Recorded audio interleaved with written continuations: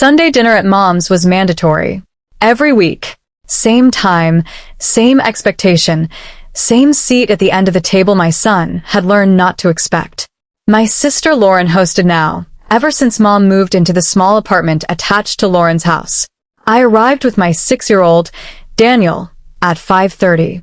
Lauren's husband Greg was at the grill. The 3 kids tore around the yard. Mom sat on the patio with her wine, directing everything the way she always did. "You're late," Lauren said as we walked in. "Traffic. It's Sunday. There's no traffic." Daniel squeezed my hand.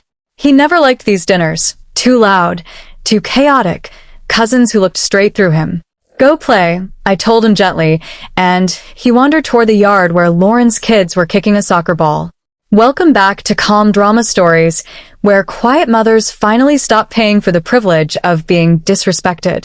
Stay till the end. The last 4 minutes are the reason this channel exists. Subscribe now so you don't miss it. I helped carry food to the table, grilled chicken, deli sides, store-bought rolls. The kind of dinner that looked effortless because it was, "How's work?" Mom asked. "Busy." "Good." "Still at the hospital?" "Yes." "Still managing billing." "That's nice," she said, in a tone that made stable sound like a consolation prize. The kids came running. Lauren's oldest, 12-year-old Connor, shouldered past Daniel to reach the table first. The 9-year-old twins climbed over each other for seats. Daniel stood back, waiting, polite, patient, invisible. "Daniel, sit," I said, pointing to the chair beside me. Connor smirked. "Why does he get to sit by the adults?" "Because I'm his mother and I said so." "He should sit at the kids' end. That's where he belongs." Lauren plated chicken without looking up. "Connor, don't be rude." She said it smiling, the kind of smile that agrees with the child but won't say so out loud. We ate. The twins talked over each other about school. Connor complained about his math teacher. Greg described a promotion. Mom praised Lauren as hosting. Daniel cut his chicken into small, careful pieces beside me, saying nothing. "How's school, Daniel?" Mom asked, as if remembering he existed. "Good." "I like reading." "Reading's important," she said, already turning back to Lauren. "Now, tell me about the promotion." Daniel went back to being furniture. After dinner, I started clearing plates. "Leave those," Lauren said. "Greg will get them." "I don't mind." I said leave them. I sat back down. Mom refilled her wine. Lauren checked her phone. Greg wandered off to watch sports. Through the window, I could see the kids in the yard. Connor had the ball. The twins chased him. Daniel stood at the edge of the grass, watching. Connor kicked the ball hard. It bounced off the fence near Daniel. "Get that." Daniel picked it up and threw it back gently. Connor caught it and tossed it to a twin. "You're supposed to kick it, dummy," Connor said. "Don't you know anything?" The twins laughed. Daniel's face went red. He walked back toward the house. "Sensitive," Lauren observed, not looking up from her phone. "Kids need thicker skin," Mom said. "He's 6. Connor was tougher at 6. Daniel came inside and pressed himself against my side. "Mom, can we go?" "Soon, buddy." "I want to go now." Connor came in for water and looked at Daniel the way you'd look at something odd on the sidewalk. "Why is he always so weird?" "Connor," I said. "What?" "He is. He doesn't play right. He doesn't talk. He just stands there. He's shy. He's weird." Connor filled his bottle and went back outside. Lauren said nothing. Mom said nothing. 2 adults sat there and let a 12-year-old call my son weird, and neither one of them found a single word for it. "He could be more social," Mom finally offered. "Might help him make friends." "He has friends." "Does he?" Lauren says Connor's never seen him with anyone at school events. Different grades. Different classes. Still. A child should be more outgoing. Some activities. Sports. Something to toughen him up. Daniel pressed harder against my side. He heard every word of it. "He's fine as he is." "You're too soft on him," Mom said. "Boys need structure." Discipline. My generation knew how to raise strong boys. Your generation also thought hitting kids built character. Don't be dramatic. I'm just saying he could use some backbone. I stood up. "Daniel, Go get your jacket. Already. Lauren said. It's not even 7. We have things to do. On a Sunday, Claire? Yes. Daniel ran for the hallway. I grabbed my purse. You're being sensitive, Mom said. No one meant anything by it. Connor called him weird twice. You said he needs to toughen up. Lauren called him sensitive. I'd say plenty was meant by it. Boys tease each other. It's normal. Except Connor's your grandson, and Daniel's your grandson, and you only defended one of them. Connor appeared in the doorway. He'd been listening the whole time. Grandma, is Aunt Claire leaving because of me? No, sweetie, Mom said. Your aunt is just... Connor looked straight at me. Then, slowly, deliberately, he mouthed 2 words while pointing in my direction. Trash belongs outside. The twins had drifted in behind him. They giggled. Lauren's mouth opened and produced nothing. Mom's face registered surprise, not disapproval. Greg was still in the living room, oblivious to all of it. No one corrected Connor. No one said that was cruel, or inappropriate, or completely unacceptable. They simply let a 12-year-old call me trash, while my son stood in the hallway holding his jacket. I nodded once. You're right. We should go. I took Daniel's hand and walked out. In the car, Daniel was quiet. Too quiet. You okay, buddy? Why did Connor say that about you? Because he's 12, and he doesn't understand how words hurt yet. But nobody told him to stop. I know. Grandma didn't say anything. I know. Does that mean they think you're trash too? What they think doesn't matter. Does it matter what I think? Very much. I think you're the best, Mom. And they're mean. Thank you, buddy. That's all that matters. At home, I got him ready for bed, read him 2 stories, tucked him in with his bear. Then I sat down in my living room and opened my banking app. The monthly transfer was due that day, same as it had been for 7 years. $3,200 every month into my mother's account. I'd set it up when she retired early over health issues, when her pension didn't stretch far enough, and she needed help. Just for a while, she'd said, until I get back on my feet. 7 years later, she was still very much on her feet, living rent-free in an apartment attached to Lauren's house, drinking wine on the patio, watching her grandson call me trash without a flicker of objection. $3,200 a month for 84 months. $268,800 before the medical bills, the co-signed car, the furniture, the hearing aids, the dental work. Close to $300,000 given to a woman who sat there and let it happen. My phone buzzed. A text from Mom. Monthly transfer today. Nothing about Connor. No apology. No acknowledgement that anything had happened at all. Just the expectation of money. I typed back 3 words. Not my concern. Then I deleted the automatic transfer, removed her account from my saved recipients, and closed the app. I opened my laptop and started building a document. Every payment. Every transfer. Every bill I'd covered for 7 years. All of it documented. Statements listing me as financial guarantor on her medical accounts, the car loan with my name as co-signer, receipts for furniture, appliances, hearing aids. Proof that my mother's comfortable retirement had been quietly funded, in full, by the daughter whose son had just been called trash by proxy, in front of her, without a word of protest. Monday morning I sent it, not just to Mom, to Lauren, to Greg, to my brother Kevin out in Oregon, who usually took Lauren's side on everything.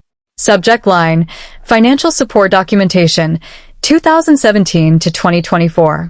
The email laid it out plainly. Total support provided, $302,112, spanning monthly transfers, medical expenses, and co-signed obligations. Effective immediately, all support would cease. The transfers canceled, the co-signer status pursued for removal through refinancing, the medical guarantor role revoked with 30 days notice to her providers. Then the math. Her monthly expenses, car payment, insurance, health supplement, utilities, food, came to roughly $1,630. Her monthly income between Social Security and her pension came to $1,660. The math works now, I wrote. She's $30 ahead.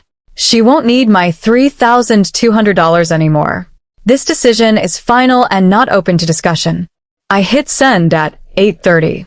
By 9, my phone was ringing. I silenced it. By 10, I had 17 texts. Mom, we need to talk. Lauren, what is this? You can't just stop supporting Mom. Kevin, this is insane. Call me immediately. Greg, let's be reasonable. Lauren again. Mom is crying. You're being cruel. I answered none of them. At noon, Kevin called from Oregon. Have you lost your mind? He said, instead of hello. No. I've regained it. You can't just cut Mom off. I didn't cut her off. I stopped funding her optional lifestyle expenses. According to my own math, she has $30 extra a month. That's called a balanced budget. What about emergencies? I've handled 7 years of emergencies. Your turn. I have my own family. So do I. A son who watched his grandmother sit quietly while his cousin called me trash. Silence on the line. Connor really said that? Everyone heard it. Everyone smirked. Nobody said a word. Then Mom texted asking for her payment. He's 12. Old enough that the adults in the room should have corrected him. They didn't. So you corrected the situation by destroying Mom's security? By stopping voluntary support after being disrespected? She'll lose her car. Then it can sit and use somewhere else. What about quality of life?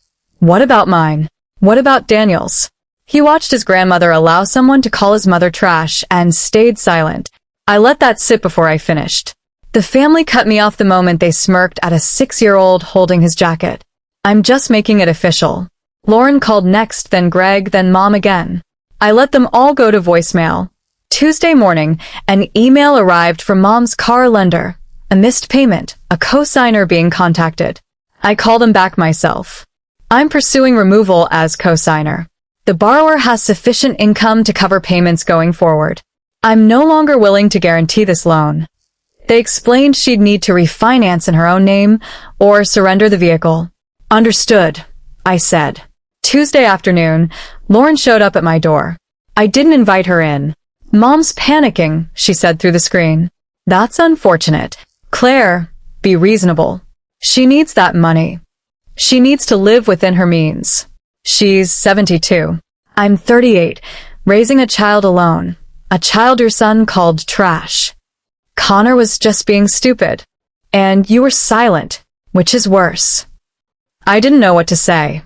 How about Connor? That's unacceptable. How about an apology? How about anything besides smiling? I wasn't smiling. I saw you. Now I'm done. Done with dinners, done with transfers, done with a family that thinks I'm trash while cashing my checks. What about Mom? She'll lose everything. She'll lose a car she barely drives, a cable package I didn't know I was paying for, and her wine budget. She'll still have a roof, your roof. She'll still have food, still have healthcare. She'll be fine. This is so selfish. This is self-preservation. There's a difference. She left. Wednesday, Mom called from Lauren's phone. I answered. Please, she said. I'm sorry. Connor was wrong. I should have said something. Yes. You should have. But cutting off all support, that's so extreme. Is it? More extreme than watching your grandson call me trash. He didn't call me trash. He said trash belongs outside, while pointing at me. What else does that mean? He's a child who learned that from the adults around him. That I'm less than. That it's fine to insult me, because I'll keep paying anyway. I never taught him that. You didn't need words. You taught it by never once defending me. By always taking Lauren's side. By accepting my money, while treating me like an obligation instead of a daughter. I love you. Love isn't words, Mom. It's actions.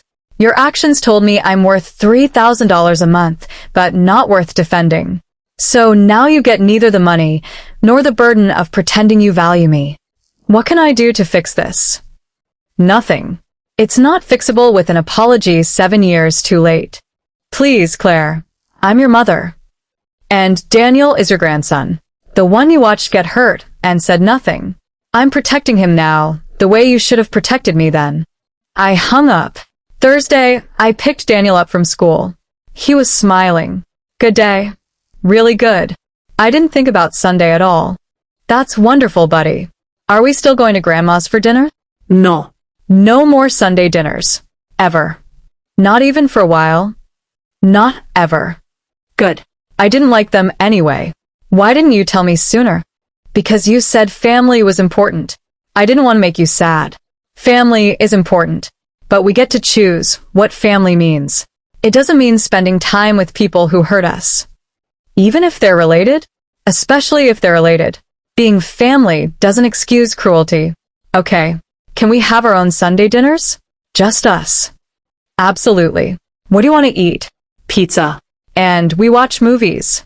And nobody calls us weird. Perfect. That Sunday we ordered pizza, watched 2 movies, played board games, laughed without anyone listening in to judge it. No 12-year-old calling anyone trash. No grandmother texting for money. No dinner we had to survive instead of enjoy. Just us. Just peace. On the 8th day since I stopped the transfer, I checked my phone. No messages from Mom asking for money. She'd figured out on her own how to live within her means. Trash, it turned out, had learned to stay outside. And inside, where it was warm and quiet and kind, Daniel and I were finally home. If this one hit close to home, tell me in the comments what you would have done in Claire's position, and subscribe for the next story about the people who finally stopped paying for their own disrespect.